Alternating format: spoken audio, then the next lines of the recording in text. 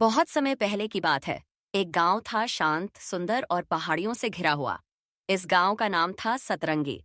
यहाँ के बच्चे बहुत होशियार थे, लेकिन उनमें सबसे चंचल और जिज्ञासु बच्चा था आदे। उसकी सबसे अच्छी दोस्त थी माया, जो हर रहस्य को सुलझाने में उसकी साथी बनती। एक दिन गांव के मंदिर के पीछे खुदाई करते हुए मजदूरों को एक पुराना संदूक मिला। संदूक पर मोटा ताला और ऊपर एक कागज चिपका हुआ था, जिस पर लिखा था, जिसने सातों पहेलियां सुलझा लीं वही पाएगा सतरंगी का सबसे बड़ा रहस्य। गांव के बुजुर्ग डर के मारे संदूक को फिर से जमीन में गाड़ना चाहते थे, लेकिन आदि और माया को यह किसी खजाने से कम नहीं लगा। उनकी आंखों में चमक थी। वे तय कर चुके थे, 7 पहेलियां हल करनी हैं और सतरंगी का रहस्य जानना है। पहेली 1, ताले वाला पेड़। कागज के नीचे एक और पर्चा था। ना हाथ है ना पैर, फिर भी हर दरवाजा मुझसे ही खुलता है, मैं कौन? आदि चिल्लाया, ये तो आसान है, चाबी। माया ने तुरंत गांव के सबसे पुराने पेड़ के तने में देखा, जहां एक जंग लगी चाबी लटकी थी। जैसे ही उन्होंने चाबी उठाई, संदूक का ताला खुल गया। अंदर एक और पर्चा था, दूसरी पहेली। पहेली 2, वक्त का सवाल। हर किसी के पास हूं, लेकिन कोई मुझे रोक नहीं सकता, न देख सकता न छू सकता, मैं कौन? माया बोली, ये तो समय है।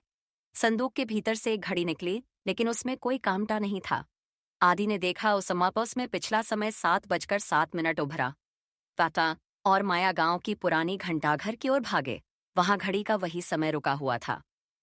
घंटाघर की छत पर तीसरी पहेली चिपकी थी। पहेली 3, उड़ता नहीं। फिर भी पंख है मेरे, पर मैं उड़ता नहीं, पन्नों में बसता, ज्ञान लुटाता, मैं कौन? यह तो किताब है, आदि बोला। वे गांव के पुराने स्कूल में पहुंचे। वहां एक अलमारी में एक मोटी किताब में एक और पर्चा रखा था, चौथी पहेली। पहेली 4, छाया की चाल। सूरज के साथ चलूं पर रात में गायब हो जाऊं, मेरे बिना हर इंसान अधूरा है, मैं कौन?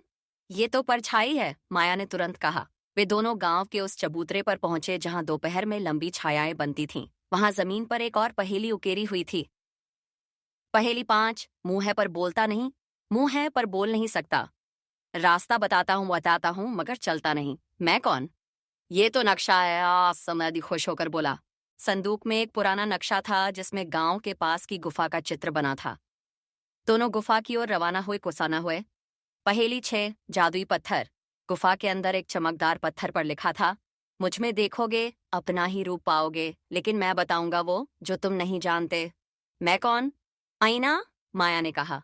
गुफा में एक अजीब सा आईना रखा था। उन्होंने उसमें देखा और आईने में उन्हें एक 7वां रास्ता दिखा, जो केवल प्रतिबिंब में दिख रहा था। वे उसी दिशा में चल पड़े। पहेली 7, सतरंगी का रहस्य।